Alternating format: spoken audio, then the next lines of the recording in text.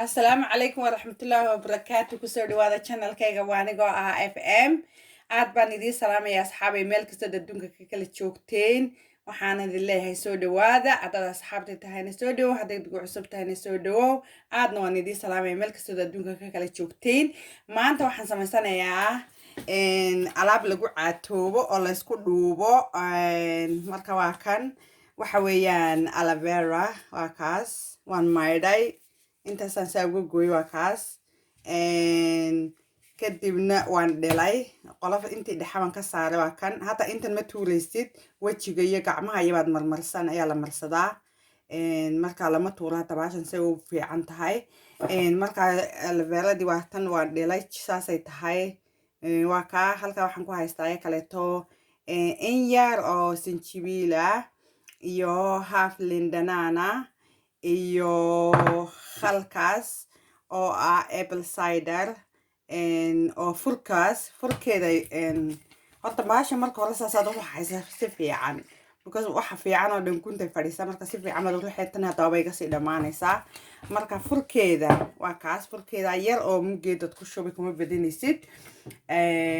iyo maxaa kale ku darayaa koobka biyana ku darayaa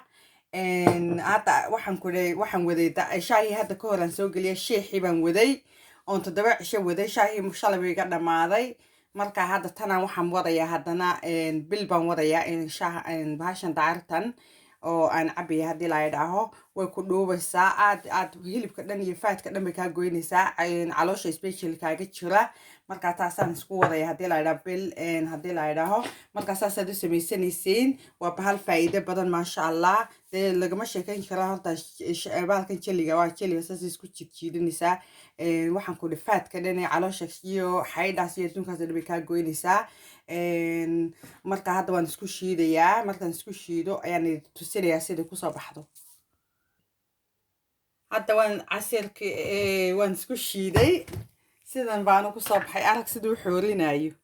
waxaasoo dhan sida faa'iido u leeyihiin waa kan hadda saasaan ugu shubo hadda way isjiidanayaan ma jeedaa sida u faa'iido badan tahay marka waxaan gurbaashasad cabi waa dacartiyo sideedii ah ayaa ku jirta maasha allah koobkaasad ayaan cabayaa kadibna wax cabaar baan joogaya cunto ma cunayo insha allah markaas ahoobina saa u samaysateen insha allah waxaan ku dhahay bahashan dacarta horta faa'iido badan baa lada gaaskan horta aad iyo aad bay ugu sii dawo tahay sinjibishana sidoo kaleeto waxaan ku dhahay gaaskiyo waxaan ku dhahay too much aad baad u daacaysa daaca badan baa ka imanaya marka maasha allah aad bay u fiican tahay faa'iido badan bay leedahay lama soo koobi karo faa'iidaday leedahay marka tan inta hadhay bacdaasaad gelinaysaa sidaana kaaga qalalin bacdaasaad saa u gashanaysaa kadibna waxaad gelinaysaa talaagada gashani bacd saa ugu duubtid maalin walba in yar baad ka goosani maalin walba in yar marka kaa dhamaato hadda tan qaali maaha waa laga soo siiyey 3 geni